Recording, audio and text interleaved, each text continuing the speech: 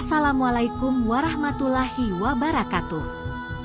Terima kasih untuk yang sudah subscribe. Dukungan kalian adalah semangat kami. Untuk yang belum, jangan lupa tekan tombol subscribe sekarang. Jika sudah subscribe, saya doakan rezekinya banyak dan berlimpah. Kisah kali ini akan membawa Anda ke pengalaman horor yang tidak biasa, tentang seseorang yang tidak sadar telah tinggal 3 tahun di sebuah kampung gaib. Siapkan nyali Anda dan pastikan Anda mendengarkan sampai akhir. Mari kita mulai. Assalamualaikum, aku ingin berbagi kisah yang hingga saat ini masih sulit dipercaya, bahkan olehku sendiri. Semua ini bermula 3 tahun lalu, ketika aku memutuskan untuk mengambil pekerjaan di luar kota. Tujuanku sederhana, ingin menata hidup dan membantu keluarga. Namun, siapa sangka, keputusan itu justru menyeretku ke pengalaman paling menakutkan dalam hidupku. Aku berangkat di suatu sore dengan bus, menyusuri jalan panjang menuju kota kecil di pinggiran hutan. Perjalanannya cukup lancar hingga aku sampai di terminal terakhir. Dari sana, aku harus melanjutkan dengan ojek karena tempat yang kutuju berada di pelosok. Sopir ojek itu pria tua yang pendiam, namun ia sempat mengingatkanku untuk tidak keluar rumah setelah maghrib. Awalnya, aku menganggapnya hanya tahayul biasa. Perjalanan ke desa terasa tak biasa. Jalanan kecil berbatu dan pepohonan lebat di kanan kiri membuat suasananya sunyi dan menyeramkan. Sesekali aku melihat burung hitam berterbangan rendah, seolah memperingatkan sesuatu. Namun aku berusaha berpikir positif. Setibanya di desa, aku disambut dengan keramahan penduduk. Mereka memperkenalkan diri dengan senyum yang hangat, tapi ada sesuatu yang aneh. Tatapan mereka sulit dijelaskan, seperti ada sesuatu yang mereka sembunyikan. Rumah yang kutempati sederhana, terbuat dari kayu tua, tapi cukup nyaman. Awalnya, semuanya terasa baik-baik saja. Penduduk di sana sangat sopan. Mereka bahkan membawakanku makanan setiap pagi. Namun, perlahan, aku mulai menyadari keanehan-keanehan kecil. Pertama, desa ini selalu sepi di malam hari. Tidak ada suara jangkrik, tidak ada angin, hanya keheningan yang menusuk. Kedua, aku menyadari bahwa aku tidak pernah melihat ada kendaraan masuk atau keluar desa. Seolah tempat ini benar-benar terisolasi. Tapi aku masih berusaha meyakinkan diri bahwa ini hanyalah adaptasi awal. Malam itu, sekitar pukul 2 dini hari, aku terbangun oleh suara. Awalnya hanya gemerisik halus, seperti langkah kaki di luar rumah. Lama-kelamaan, suara itu berubah menjadi ketukan pelan di pintu depan. Aku terdiam, jantungku mulai berdetak lebih cepat. Siapa yang datang di tengah malam seperti ini?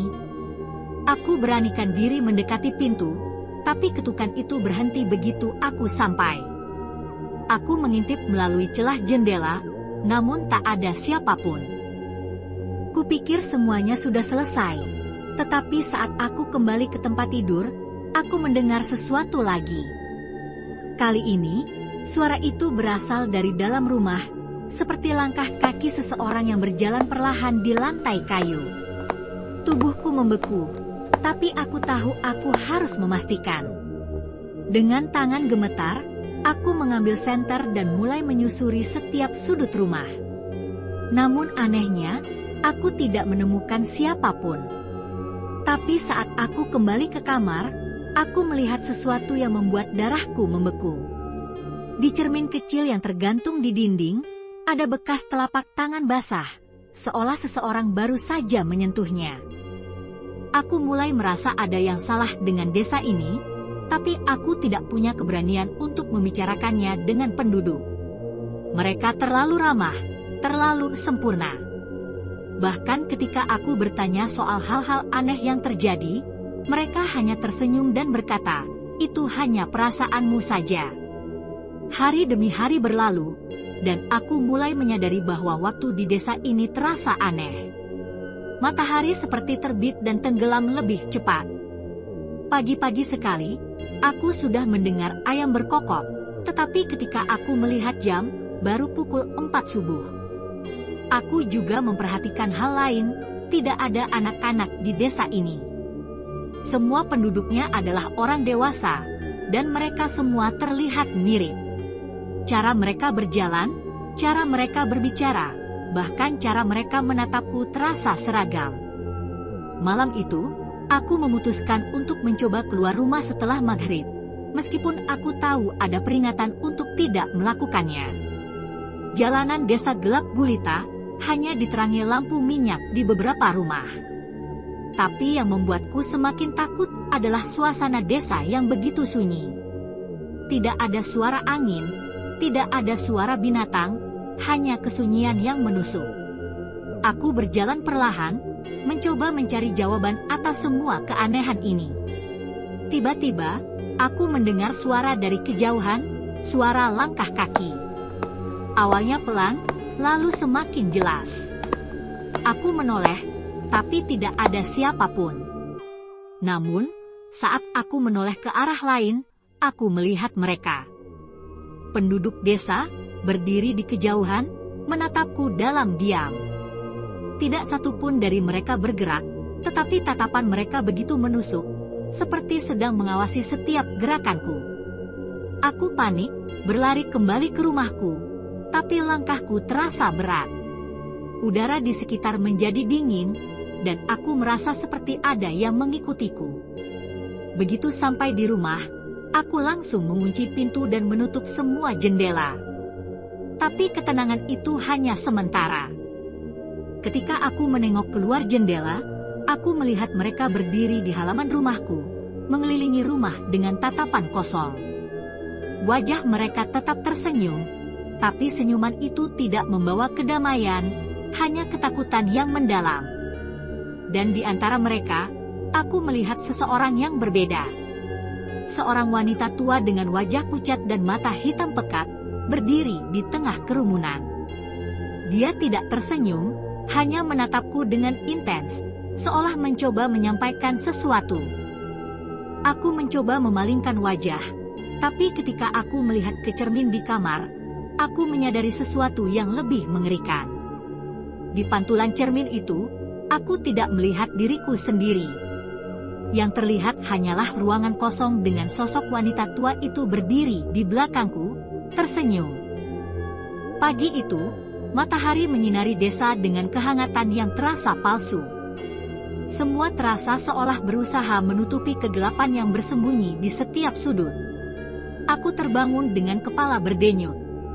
Tidurku tidak lelap, dihantui oleh bayangan wajah wanita tua dengan mata hitam pekat. Namun, aku berusaha meyakinkan diriku bahwa semua hanyalah ilusi. Sebuah kebetulan aneh. Tapi jejak kaki basah yang masih membekas di depan pintu mematahkan logika itu. Seperti sebuah pesan yang ingin disampaikan, atau peringatan yang belum kusadari.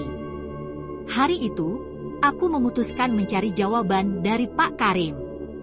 Rumahnya berada di ujung desa, tempat yang lebih jauh dari keramaian. Aku berjalan melewati jalan tanah berbatu, melihat penduduk desa yang tersenyum padaku. Namun, senyum mereka terasa dingin, seperti ada sesuatu di balik pandangan mata mereka. Ketika aku sampai di rumah Pak Karim, aku disambut dengan aroma dupa yang menyengat. Dia duduk di teras, mengenakan sarung dan kaos lusuh, tetapi sorot matanya tajam, penuh rahasia yang menakutkan. Pak Karim, kataku sambil menahan gugup, saya ingin bertanya tentang desa ini. Dia menatapku lama, sebelum akhirnya mengangguk. Kau sudah melihat sesuatu, bukan? Tanyanya. Aku mengangguk. Aku menceritakan semua yang kualami, dari ketukan tengah malam, bayangan di cermin, hingga jejak kaki basah. Saat aku menyebutkan wanita tua bermata hitam, Pak Karim tampak kaku. Wajahnya memucat. Dia memejamkan mata, menarik napas panjang, lalu berkata dengan suara bergetar, "Itu adalah pertanda, Nak. Kau bukan bagian dari desa ini. Kau harus pergi sebelum terlambat." Aku terkejut. Maksud Bapak apa? Saya sudah tinggal di sini hampir 3 tahun. Pak Karim menggeleng pelan. 3 tahun bagi mereka hanyalah waktu sekejap. Tapi bagi kita... Dia menghentikan kalimatnya, menatap ke arah bukit jauh di belakang rumahku. Tempat ini bukan seperti yang kau pikirkan. Desa ini sudah lama tidak ada. Aku ingin bertanya lebih jauh, tetapi suara ketukan keras terdengar dari dalam rumah. Pak Karim segera berdiri, wajahnya panik. Kau harus pergi sekarang. Jangan pernah kembali ke sini, katanya sambil mendorongku keluar pintu. Aku pulang dengan kepala penuh pertanyaan. Namun, malam itu, aku mendapatkan jawabannya dan itu adalah jawaban yang tak pernah kuharapkan. Malam tiba lebih cepat dari biasanya. Udara terasa berat, seperti ada sesuatu yang mengintai. Aku memutuskan untuk mengunci semua pintu dan jendela, bahkan menumpuk perabotan di depan pintu utama. Namun, ketakutan selalu menemukan jalannya. Pukul 11 malam, suara ketukan itu kembali. Kali ini, ketukannya lebih keras, seperti ada seseorang yang ingin masuk dengan paksa. Aku menahan napas, berharap siapapun di luar akan menyerah. Tapi suara itu tidak berhenti. Dengan senter di tangan, aku mengintip dari celah jendela.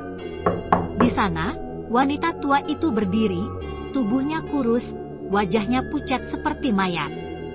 Dia menatapku dengan mata hitamnya yang kosong, bibirnya membentuk senyum yang mengerikan.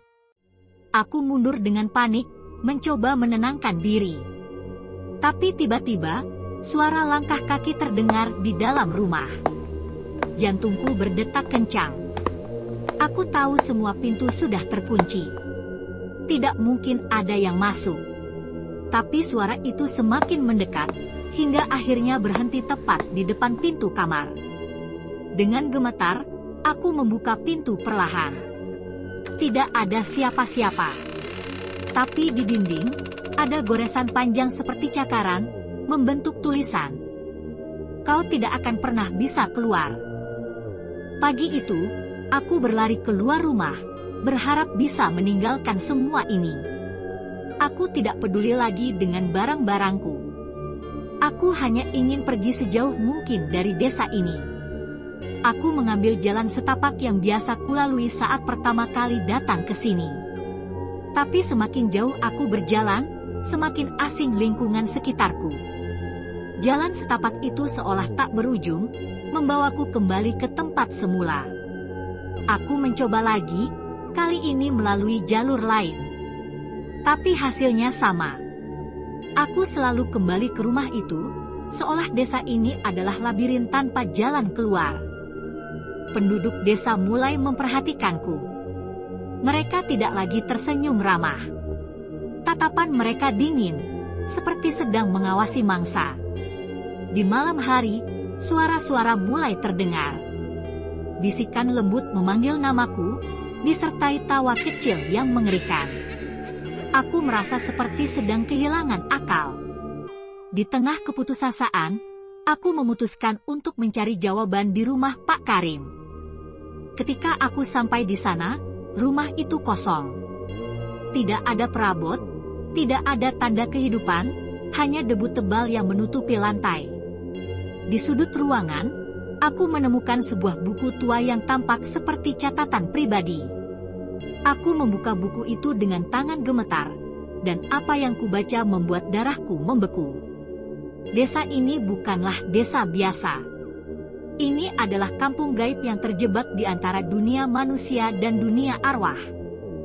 Penduduknya adalah roh-roh yang tidak bisa pergi karena dosa-dosa mereka. Aku juga membaca bahwa siapapun yang masuk ke desa ini akan terjebak selamanya. Tiba-tiba, suara tawa lembut terdengar di belakangku. Aku berbalik, dan di sana, wanita tua itu berdiri, menatapku dengan senyum yang mengerikan.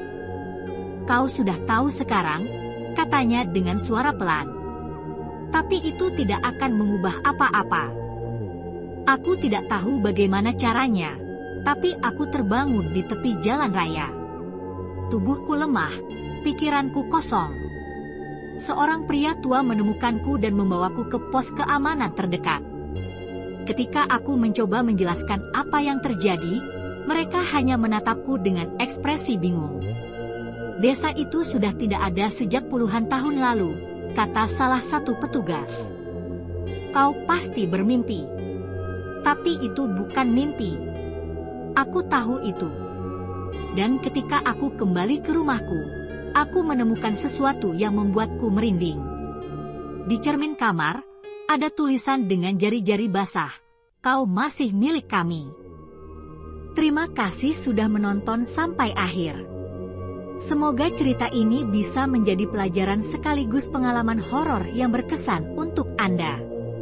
Jangan lupa untuk tekan tombol like, share cerita ini, dan subscribe bagi yang belum. Dukungan kalian sangat berarti untuk kami terus menghadirkan cerita-cerita seram lainnya.